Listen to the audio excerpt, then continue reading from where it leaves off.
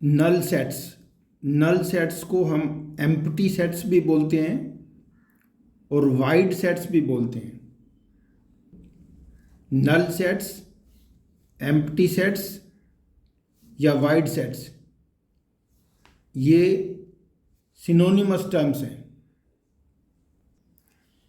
नल sets को या तो हम फाई से डिनोट करते हैं या फिर करली ब्रैकेट को लिख करके और खाली छोड़ देते हैं।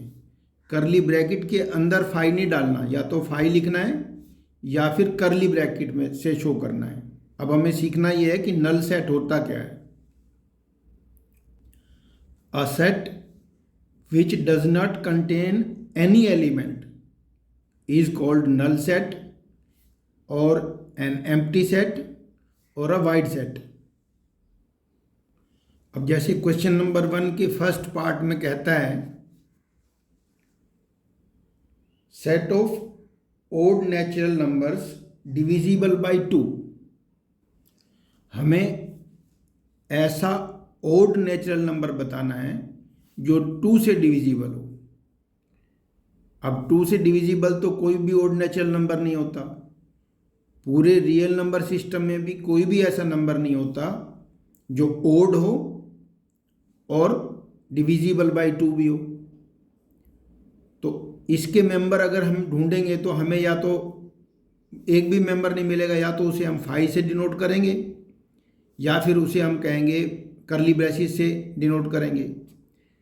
तो अगर हमें इसे डिनोट करना हो तो हम इसे 5 कहेंगे।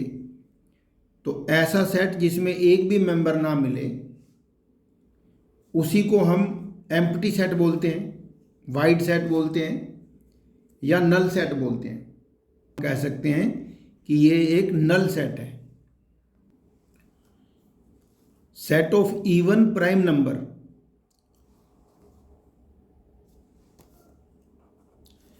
तो इवन भी हो और प्राइम नंबर भी हो, तो ऐसा तो हमें एक मेंबर मिलता है जो इवन भी होता है और प्राइम भी होता है, वो है 2। तो अगर हम इसका आंसर सेट के फॉर्म में लिखना चाहें तो हम 2 लिखेंगे, ये रोस्टर फॉर्म होगी इसकी। लेकिन एक मेंबर तो है ना जो इवन भी है और प्राइम भी है, तो ये एक ऐसा सेट नहीं है जिसे हम नल सेट कह सकें, क्योंकि इसमें एक मेंबर मिल गया। जिस सेट का एक भी मेंबर हमें ना मिले, फाई लिखना पड़े या ओपन करली ब्रैकेट बनाना पड़े, खाली करली ब्रैकेट, उसे हम कहते हैं नल सेट। अब इसका एक मेंबर है इसलिए इसे हम कहेंगे ये नल सेट नहीं है।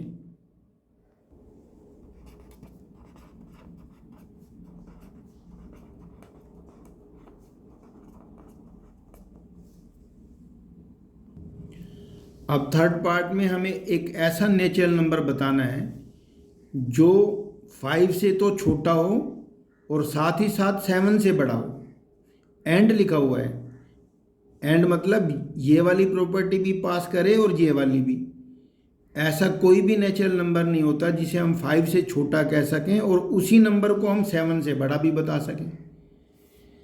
तो इसको अगर हम सेट फॉर्म में लिखेंगे तो करली ब्रैकेट ओपन करके और इसमें एक भी मेंबर नहीं आएगा, या तो 5 लिखो या फिर ओपन करली ब्रैकेट लगा लो।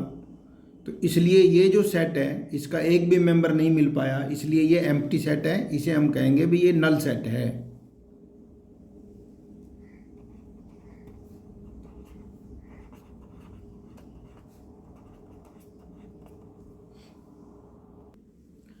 The set of all y such that y is a point common to any 2 parallel lines। हमें पता है जो पैरेलल लाइंस होती हैं वो तो इंटरसेक्ट कभी करती नहीं। इंटरसेक्टिंग लाइन में एक पॉइंट कॉमन होता है, कोइंसिडेंट लाइन में सभी पॉइंट्स कॉमन होते हैं, लेकिन जो पैरेलल लाइंस हों उनमें तो कोई भी कॉमन पॉइंट हमें मिलेगा नहीं। तो इसको हम सेट बिल्डर फॉर्म में अगर लिखना चाहें, रोस्टर फॉर्म में लिखना चाहें, सेट बिल्डर फॉर्म में तो लिखा हुआ है, तो रोस्टर फॉर्म में हम करली ब्रैकेट को खाली छोड़ना पड़ेगा या 5 लिखना होगा। तो इसका मतलब ये भी एक नल सेट है। फाइनाइट और इनफाइनाइट सेट किसे कहते हैं हम? Which of the following are finite और इनफाइनाइट सेट्स। फाइनाइट सेट हम उस सेट को कहते हैं या तो वो एम्प्टी हो या फिर वो जितना मर्जी बड़ा हो लेकिन उसके एलिमेंट्स की हम काउंटिंग कर सकें। तो काउंटेबल एलिमेंट्स वाले सेट को हम फाइनाइट सेट बोलते हैं, और ऐसा सेट जिसके मेंबर्स की, जिसके एलिमेंट्स की काउंटिंग कभी ख़त्म ही ना हो, उसे हम इनफाइनाइट सेट बोलते हैं।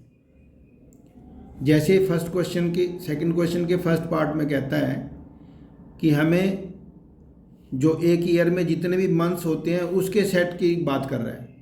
तो अगर हम इस सेट को सेट बिल्डर फॉर्म में, रोस्टर फॉर्म में लिखना चाहें तो हम जितने भी महीने के मंथ होते हैं वो 12 मंथ होते हैं।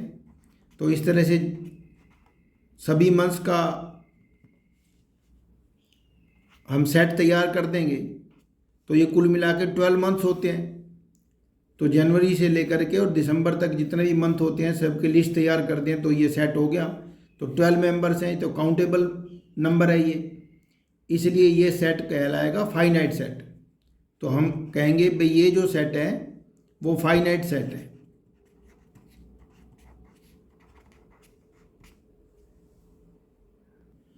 अब सेकंड क्वेश्चन के सेकंड पार्ट में 1 2 3 के बाद लास्ट में 3 डॉट्स लगा रखे हैं। तो ये नेचुरल नंबर का एक सेट है और ये तो इसकी काउंटिंग तो ख़त्म हो नहीं रही क्योंकि इनफाइनाइट सेट है। 3 डॉट्स का मतलब ही इनफाइनाइट सेट को ही डिनोट करते हैं 3 डॉट से। आखिरी में जब 3 डॉट्स होती हैं तो वो तो होता ही इनफाइनाइट सेट के लिए है, और ये रोस्टर फॉर्म तो लिखा ही हुआ है रोस्टर फॉर्म में, तो हम कह देंगे ये तो एक इनफाइनाइट सेट है।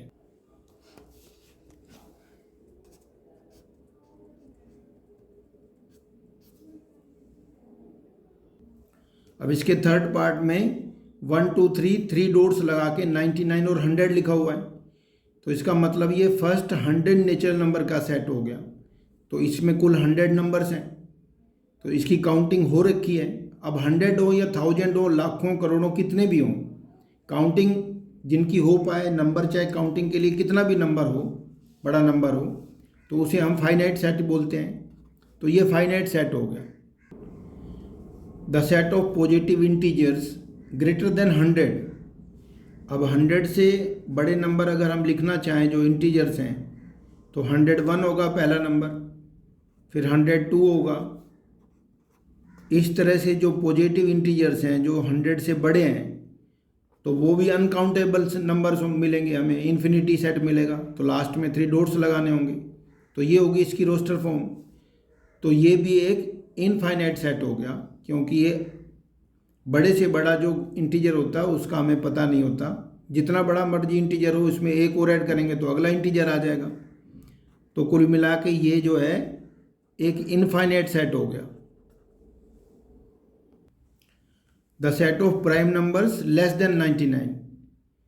अब प्राइम नंबर तो 2 से स्टार्ट होते हैं, 2 3 5 7 11, इस तरह से 99 से जितने भी छोटे प्राइम नंबर्स हैं उनकी तो काउंटिंग हो जाएगी, कितने भी हों तो काउंटेबल है वो। इसलिए ये जो सेट है ये फाइनाइट सेट है।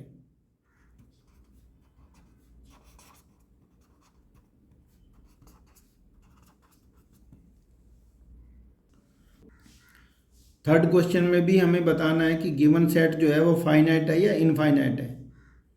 थर्ड के फर्स्ट पार्ट में कहता है कि the set of lines which are parallel to x axis. अब हमें मालूम है कि किसी लाइन के पैरेलल लाइन तो इनफाइनाइट होती हैं। एक लाइन है, एक्स एक्सिस ऐसे होता है, वाई एक्सिस यूँ होता है, वर्टिकल लाइन। तो हॉरिजॉन्टल लाइन के पैरेलल जो लाइन होंगी वो तो अनकाउंटेबल होंगी। तो ये एक इनफाइनाइट सेट है।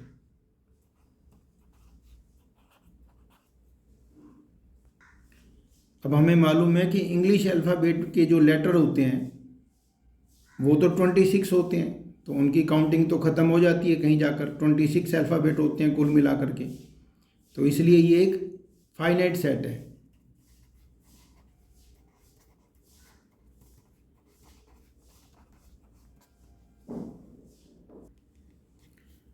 अब हमें उन नंबर्स का सेट बताना है जो 5 के मल्टीपल्स हों। अगर हम इसे रोस्टर फॉर्म में लिखना चाहें तो 5, 10, 15 इस तरह से 5 के मल्टीपल तो इन्फिनिटी होंगे, तो इसलिए ये एक इनफाइनाइट सेट हो गया।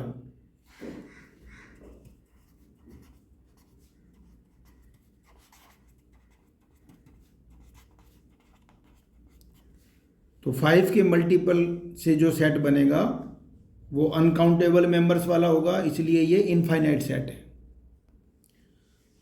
The set of animals living on the earth. अब अर्थ पर रहने वाले लिविंग एनिमल्स की जो काउंटिंग है वो हालांकि बहुत बड़ी संख्या होगी, लेकिन काउंटेबल तो होगी। वो कितने भी एनिमल्स हों तो काउंटिंग कहीं ना कहीं तो जाके ख़त्म होएगी। इसलिए जो animals living on the earth वाला सेट है ये फाइनाइट सेट कहलाएगा, इज अ फाइनाइट सेट।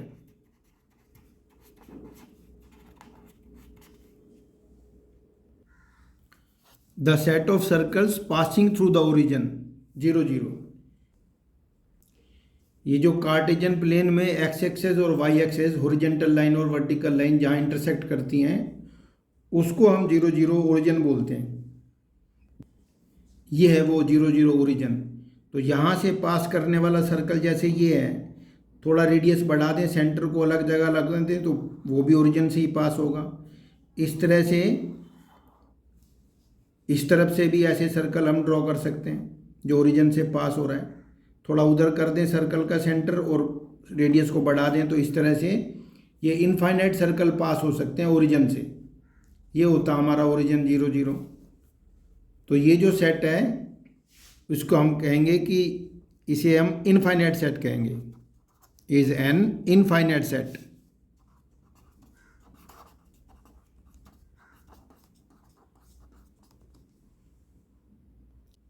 अब हमें दो सेट गिवन होंगे ए और बी।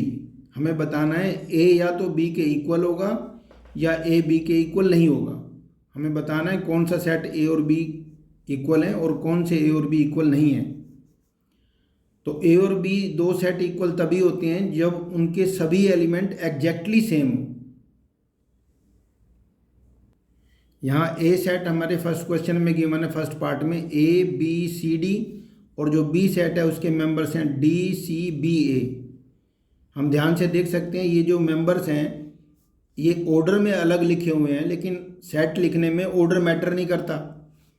ए भी है इसमें, बी भी है, सी भी है और डी भी है। तो जो ऑर्डर होता है वो मैटर नहीं करता और मेंबर्स एग्जैक्टली सेम है, इसलिए हम कहेंगे कि जो सेट ए है वो सेट बी के इक्वल है। Two sets A and B are said to be equal if they have exactly the same elements. Order तो मैटर करता नहीं है, एग्जैक्टली सेम एलिमेंट्स वाले दोनों सेट्स हैं, इसलिए ये सेट इक्वल है। अब इसके सेकंड पार्ट में कहता है कि ए set is equal to 4, 8, 12, 16 and set B is equal to 8, 4, 16, 18.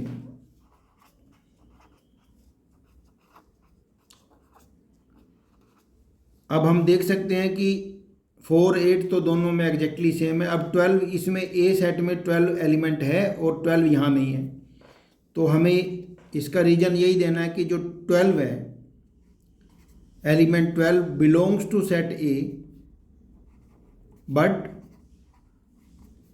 This element 12 does not belong to set B. कोई भी एक एलिमेंट दे दो या यूं कह दो 16 element belongs to set B, but 16 तो है इसमें, 18 कह दो 18 belongs to set B but 18 does not belong to set A.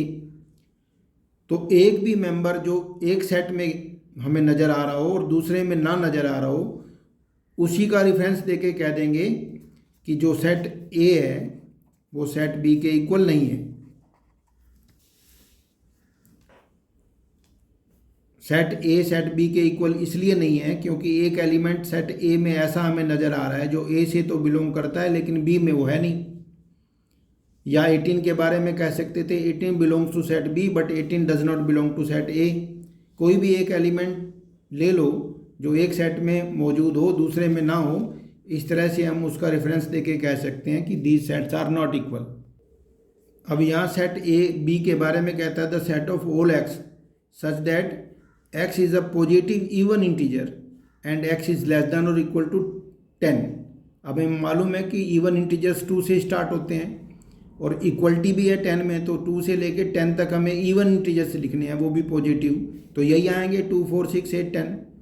तो ए और बी में एग्जैक्टली सेम एलिमेंट्स हैं, तो इसलिए हम कहेंगे because set A and set B have exactly same elements so set A is equal to set B. अब अगर हम सेट ए के मेंबर्स लिखना चाहें तो ये है multiple of 10, the set of all x such that x is a multiple of 10।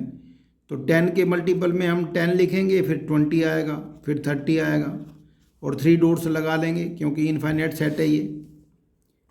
तो इस तरह से हम देख सकते हैं कि जो 15 है और ये 25 है, ये एलिमेंट्स ऐसे हैं जो 10 के मल्टीपल में नहीं आते। तो हम किसी भी एक एलिमेंट का रेफरेंस दे देंगे, जैसे हम कहेंगे कि जो 15 है वो belongs to set B but 15 does not belong to set A. किसी भी एक एलिमेंट्स का रेफरेंस दे देंगे जो एक सेट में हमें नज़र आ रहा है और दूसरे सेट का वो मेंबर है नहीं, तो इसका मतलब हम कह सकते हैं कि it implies that set A is not equal to set B. तो हमने देखा कि जो सेट इक्वल तभी होते हैं जब उनमें एग्जैक्टली सेम मेंबर्स हों। अब फिफ्थ क्वेश्चन भी फोर्थ क्वेश्चन जैसा ही है, इसमें कहता है are the following pairs of sets are equal, give reasons. अगर इक्वल नहीं है तो भी रीजन बताना है, इक्वल है तो भी रीजन बताना है।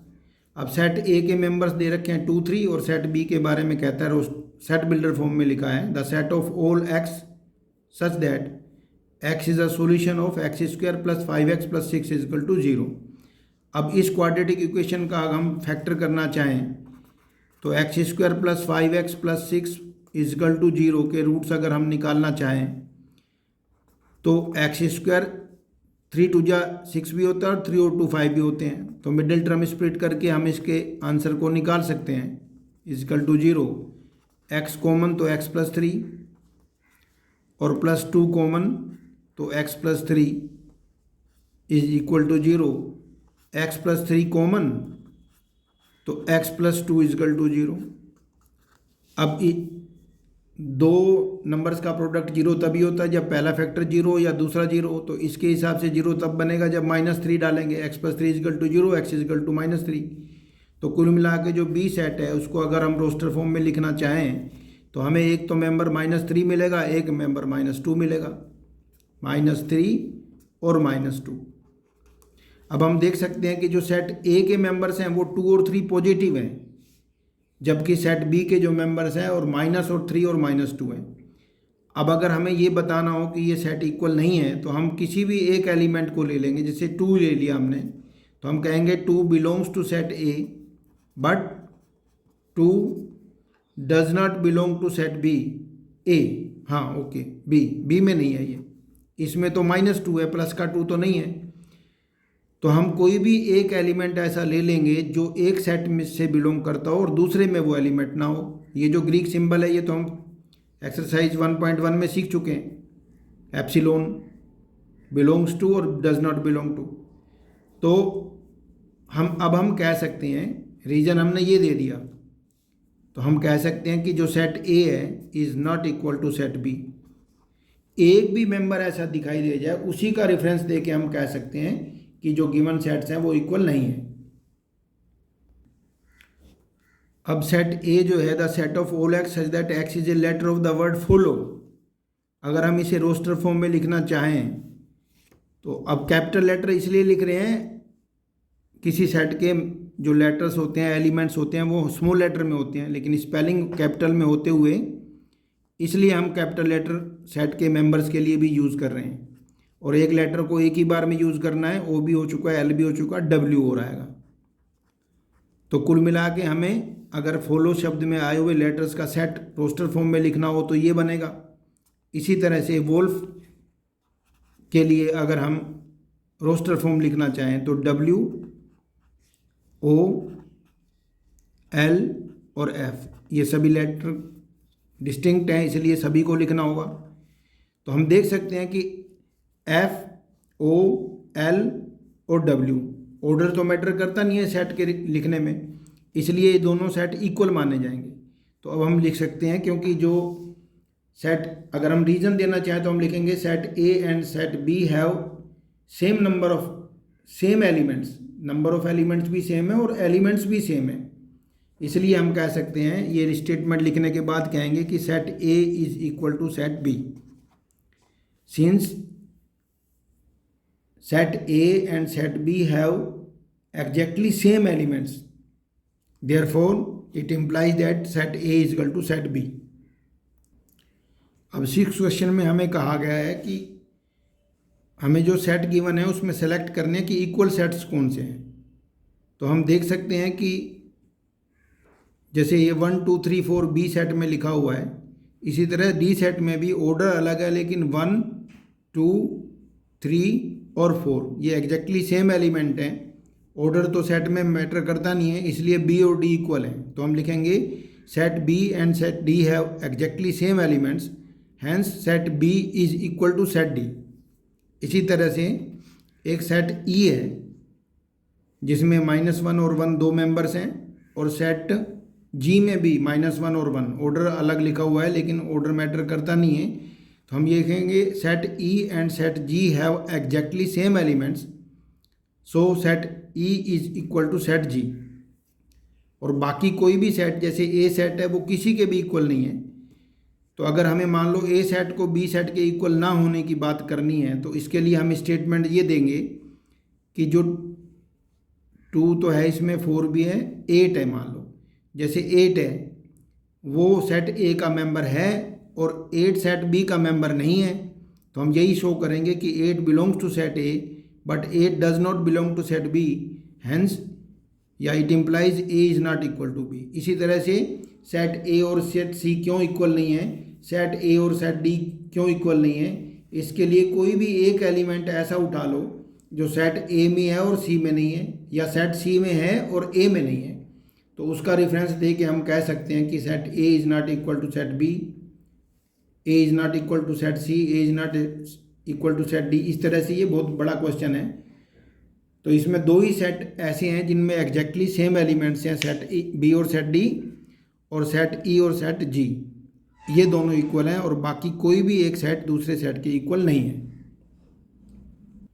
तो एक्सरसाइज 1.2 कुल मिला के नल सेट कहो, एम्प्टी सेट कहो या वाइड सेट कहो, एक ही बात है। इसे फाई से डिनोट करते